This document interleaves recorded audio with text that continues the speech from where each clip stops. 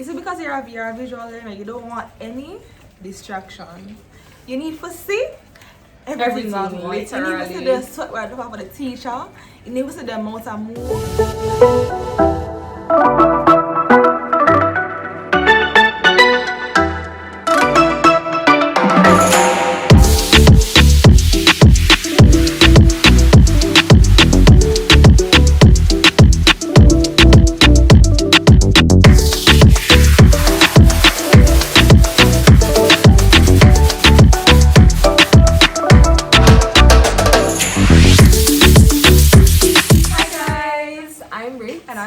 And welcome back to our channel.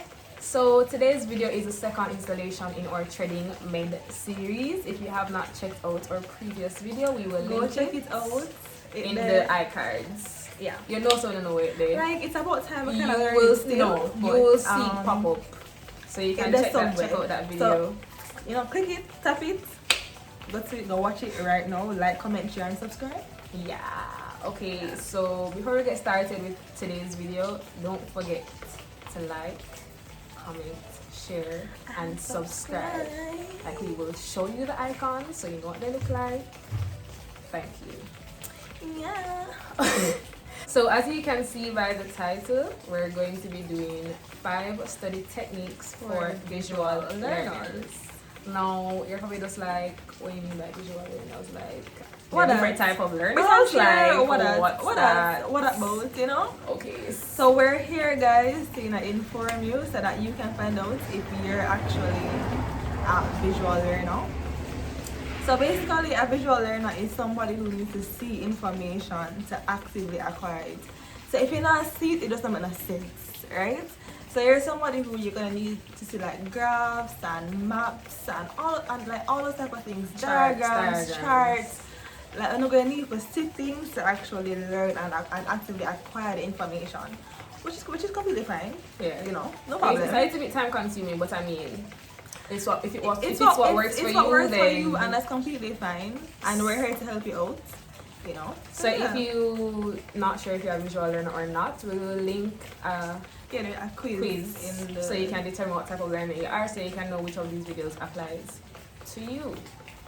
So how to know if you're a visual learner? So visual learners, as Shirley said, tend to be people who have to see something in order for it to make sense. So we were discussing this earlier, and you will note that if you're a visual learner, you tend to have to be able to see things. You can't just take somebody's word for it. Like, for instance, we were discussing before we started this video that, you know, like, for instance, when we're using Google Maps to go somewhere, we can't just hear Siri or whoever say, "Oh, turn left." Turn right. You have to like looking at the phone and see the road that you're turning on. The road that goes so. Exactly. Like, another thing you will notice that if you're a visual learner, it's very hard for you to pay attention in classes unless there are a lot of pictures and visual aids. Like, if the lecturer is talking and it's just black and white on a screen, you end up like starting a conversation with your friend beside you. You end up like staring off into the distance and daydreaming. Like, you have to have active, like, constant visual stimulus to study. Stimuli is plural, right? You have to have active visual stimuli to concentrate normally throughout class. So those are like a few characteristics of people who are visual learners. So let us get into the actual study techniques themselves. We will insert pictures as we go along. Because it's our personal experience and we're also audiovisual learners, we will insert pictures of what our notes look like, what our study stuff looks like, what helps us like study. Okay, so study technique number 1.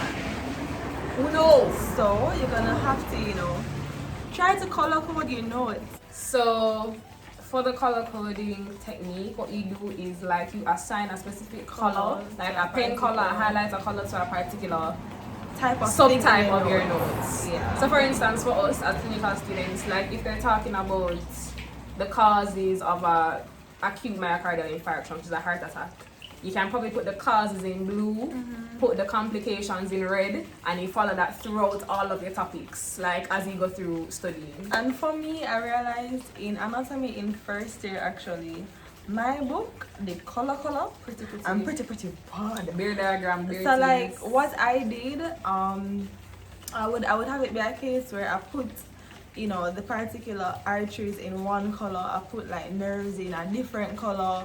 You know, I did stuff like that, and I think that it maybe helped. So yeah, I mean, I feel like that really helped me, because you know, your brain, it really uses color well. You see, once you assign a color to something, it will see that color and then it will know say, oh, automatically associate it with alright, whatever this is nerve, this is whatever. Like, it will just know, and it really helps you to grasp the information. So yeah. So yeah, we'll insert pictures. So this is what my notes look like. This is what Sherry's notes looks like. So it really helps, guys, for me personally, like having, and then also staring at black and white all day, you're bound to get tired. So the little color helps a lot in like keeping your attention, so you can keep track of what you're reading instead of just and looking at black and white paper and reading the same sentence 5 times. Second technique is shaping your notes like an outline and taking notes in class. And also try to sit to the front of the class as a visual learner. So for the shaping your notes in an outline technique, that is what that looks like. And what happens when you do that is that you put the major heading or the major paragraph that you're referencing, and everything below that relates to the big heading. So when you read it again, you know that everything that is indented is what is related to this major heading, and it helps you to retain information that way.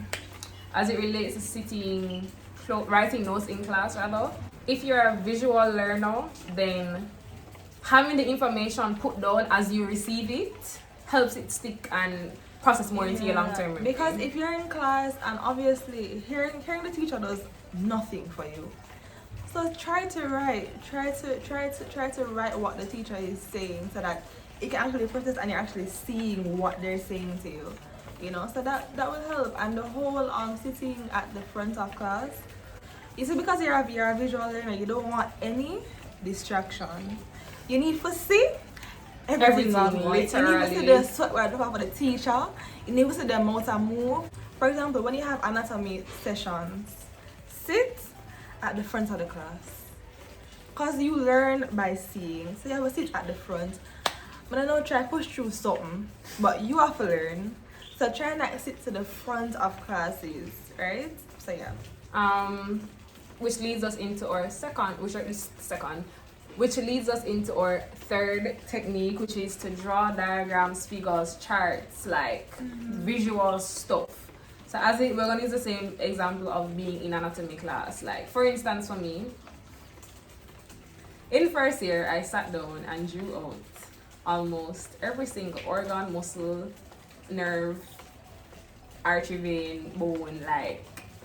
Never have the time for that one. Like, if I show you my anatomy book, I have like just a few drawings. I did draw brachial plexus too.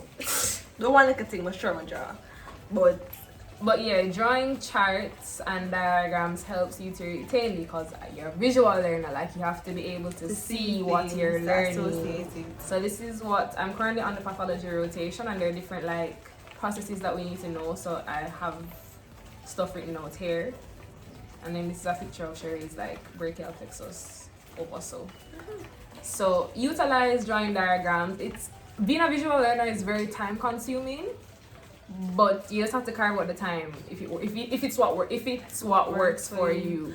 And what I also recommend is, when you have the diagrams, have one that's actually labeled. For like, for example, neuro, have like a set of labeled diagram and then a set of unlabeled diagrams, and as you go through, try and just fill out the unlabeled one when you think like you know what I say. Exactly. So like, try and like do stuff like that, right? And then as a visual learner too, I'll show you a little video of my study setup, but like what I do is paste I'll show you guys mine as well.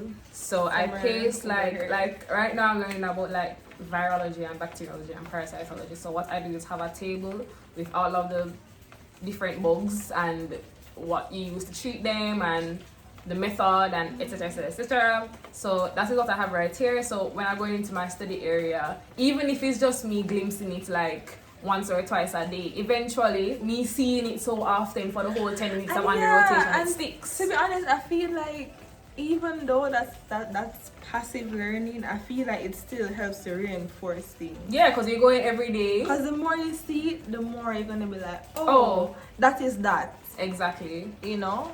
So I feel like that really helps. Like, put up make sticky your notes, space colorful and pretty, so that you, one, so that you enjoy studying in your study space, and then two, so that you passively learn. Like, and best believe, like, me still about my slice of the brain from neuroscience. Like, put up things in your room or wherever you're there. It helps if you're like, a visual learner. I know people, like, I have friends who like put like notes in them car, like, so when them driving to wherever, them have like a note that say, so when looking them rear view mirror, them see the note that say whatever supplies, whatever. Like, little things like that will help you to reinforce information. So our fourth tip, so we're at the penultimate one now, we're winding down. Our fourth tip what is penultimate mean? The one before the last. Should I use context? But okay, yeah.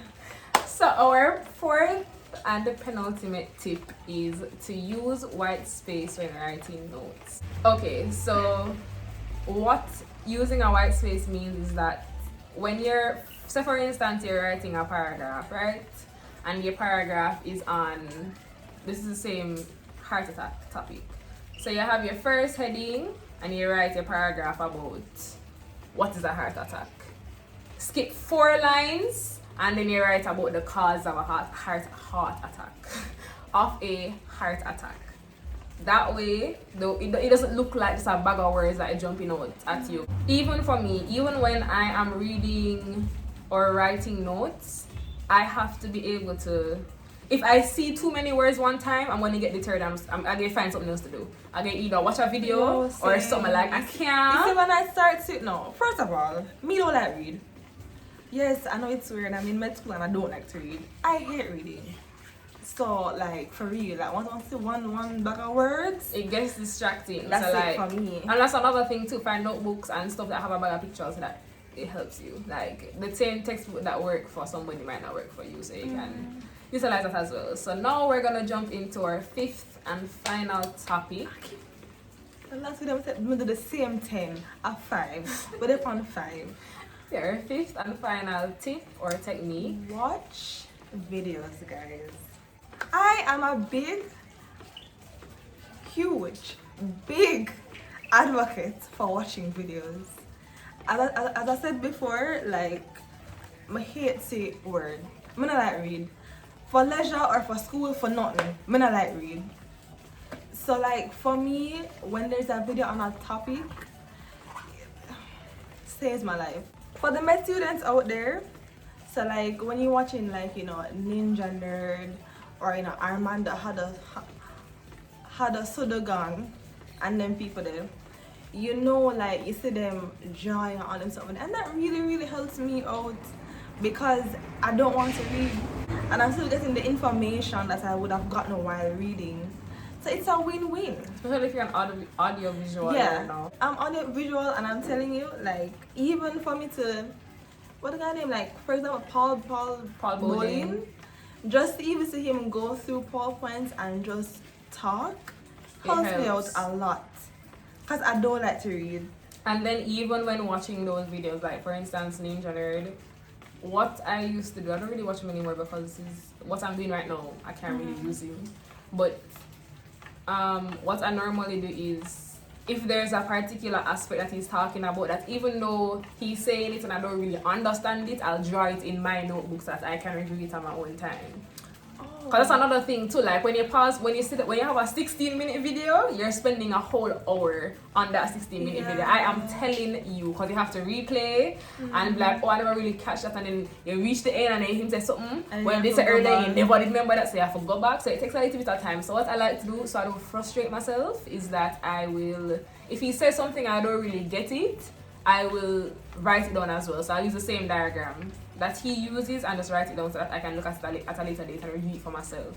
And like also what I would do, I have a habit of now, and I like it, that what I do is I tend to watch videos before I read.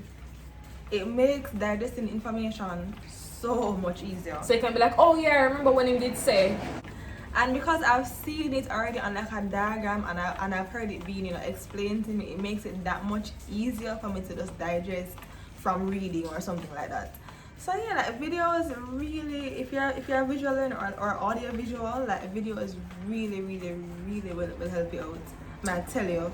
So that is our fifth and final tip. We will put a screen at the end with the tips, and then I guess you can time code it as well. So we'll put the time code in the description below. So that don't mean so must skip it.